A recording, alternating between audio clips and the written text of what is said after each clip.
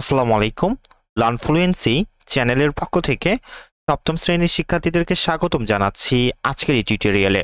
আজকে আমরা আলোচনা করব তোমাদের বাংলাদেশি ও বিশ্ব পরিচয় অর্থাৎ সমাজ বইয়ের সপ্তম অধ্যায়ের পার্ট 1 এবং পার্ট 2 এ যে কাজগুলি রয়েছে এই ক্লাসে আমরা সে কাজগুলির উত্তর করে ফেলব।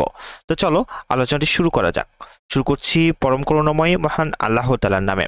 তো দেখো পার্ট 1 থেকে একটি কাজ এবং পার্ট 2 থেকে তোমাদেরকে এখানে দুইটি কাজ দেওয়া হয়েছে। সর্বপ্রথম পার্ট 1 থেকে যে কাজটি দেওয়া হয়েছে তোমাদেরকে দেখো এখানে বলা হচ্ছে কাজ 1 যে পরের পৃষ্ঠার সারণীটি বিশ্লেষণ করো। অর্থাৎ এই যে তোমরা এখানে একটা সারণী দেখতে পাচ্ছ, বাংলাদেশের বিভিন্ন বছরের আদমশুমারি অনুযায়ী জনসংখ্যা বৃদ্ধির হার। তো এই সারণীটি কিন্তু তোমাদেরকে এখান থেকে বিশ্লেষণ করতে হবে। তো চলো দেখো এর উত্তরটা আমরা একটু দেখে ফেলি। তো পার্ট 1 থেকে তোমাদেরকে যে প্রশ্নটি করেছে এই সারণীটি হচ্ছে এই যে এটা, তাই না? তোমরা যেটা দেখতে পাচ্ছ এখন সমাধানটি দেখে নাও, তোমরা কাজের উত্তরটি এখন দেখে নাও। দেখো সমাধান, উপস্থিত সারণীতে বিভিন্ন আদমশুমারির বছর অনুযায়ী বাংলাদেশের জনসংখ্যা বৃদ্ধির হার বা পার্সেন্টেজ দেখানো হয়েছে। নিচে এটির বিশ্লেষণ দেওয়া হলো। 1. ক্রমাগত হ্রাস। 1974 সাল থেকে 2022 সাল পর্যন্ত প্রতি দশকে জনসংখ্যা বৃদ্ধির হার কমেছে। 1974 সালে বৃদ্ধি ছিল 2.48%, যা 2022 সালে নেমে এসেছে 1.22%। 2 নম্বর প্রশ্ন বলা হচ্ছে উল্লেখযোগ্য পরিবর্তন। সবচেয়ে বেশি পতন দেখা গেছে 1991 থেকে 2001 সালের মধ্যে, যা 2.17% থেকে 1.58%। এরপরও পতনের ধারা অব্যাহত আছে, তবে ধীর গতিতে। এবার 3 নাম্বার দেখো কারণসমূহ বা সম্ভাব্য অর্থাৎ সম্ভাব্য কারণসমূহ কেন এমনটি ঘটেছে। পরিবার পরিকল্পনা কার্যক্রমের সফল বাস্তবায়ন, শিক্ষা ও সচেতনতার প্রসার, নারীর কর্মসংস্থান বৃদ্ধি ও বাল্যবিবাহ হ্রাস, স্বাস্থ্যসেবার উন্নতি। 4 নাম্বার দীর্ঘমেয়াদী প্রভাব, জনসংখ্যার চাপ কিছুটা কমবে, অর্থনৈতিক ও সামাজিক খাতে উন্নয়নের সুযোগ তৈরি হবে, পরিকল্পিত নগরায়ন ও সম্পদের টেকসই ব্যবহার সহজ হবে। এই সারণী থেকে বোঝা যায় বাংলাদেশের জনসংখ্যা বৃদ্ধির হার উল্লেখযোগ্য হারে কমেছে। এটি একটি ইতিবাচক ইঙ্গিত যা দেশটির উন্নয়ন পরিকল্পনা ও জনসংখ্যা নিয়ন্ত্রণ নীতির সফলতার প্রতিফলন। যদি এই তথ্য দিয়ে চার্ট বা উপস্থাপন তৈরিতে সাহায্য প্রয়োজন হয়, আচ্ছা এটা এখান থেকে তোমরা একটু কেটে দাও, এটার দরকার নেই আমাদের। ওকে, এরপরে দেখো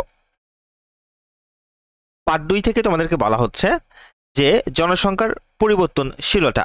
অর্থাৎ আমরা যদি তোমাদেরকে বইয়ে চলে আসো, তোমরা পার্ট 2 থেকে দেখো পার্ট 2 তোমাদেরকে এখানে কিন্তু দুইটি কাজ দেওয়া হয়েছে।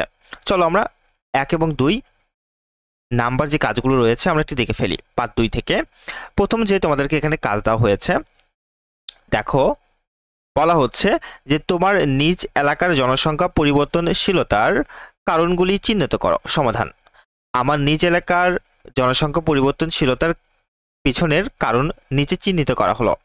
1. জন্মহার। কোনো একটি নির্দিষ্ট সময়ে যে পরিমাণ জনসংখ্যা জন্মগ্রহণ করে তাকে জন্মহার বলে। জন্মহারের ফলে জনসংখ্যার পরিবর্তনশীলতা লক্ষ্য করা যায়। 2 নাম্বার মৃত্যুহার। মৃত্যুহার জনসংখ্যা হ্রাস পায়, যা জনসংখ্যা পরিবর্তনশীলতাকে নির্দেশ করে। 3 স্থানান্তর। স্থানান্তরের ফলে যে স্থানে লোকজন গমন মৃত্যুহার, সেখানে জনসংখ্যার পরিবর্তনশীলতা লক্ষ্য করা যায়। 4 নাম্বার সামাজিক গতিশীলতা। সামাজিক গতিশীলতাও জনসংখ্যার পরিবর্তনকে নির্দেশ করে। এরপর কাজ 2 বলা হচ্ছে বিবাহ, ধর্মীয় মূল্যবোধ এবং উন্নত চিকিৎসা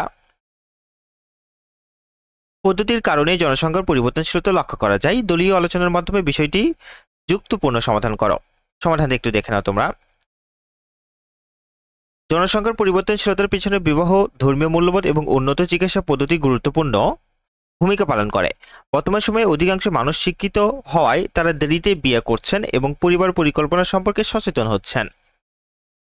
ফলে আগের তুলনায় সন্তান সংখ্যা কমে যাচ্ছে। অন্যদিকে ধর্মীয় মূল্যবোধ কখনো কখনো বড় পরিবার গঠনে উৎসাহ দিলেও বর্তমান সমাজে ধর্মীয় বিশ্বাসের সঙ্গে আধুনিক চিন্তার সমন্বয় ঘটছে। ফলে মানুষ পরিকল্পিত পরিবার গঠনের দিকে মনোযোগী হচ্ছে। উন্নত চিকিৎসা ব্যবস্থার কারণে শিশু মৃত্যুহার হ্রাস পেয়েছে এবং মা ও শিশুর স্বাস্থ্যসেবা সহজলভ্য হয়েছে। আগে শিশু মৃত্যুর ভয়ে পরিবারে অনেক সন্তান নেওয়া হতো, এখন সে প্রয়োজন নেই।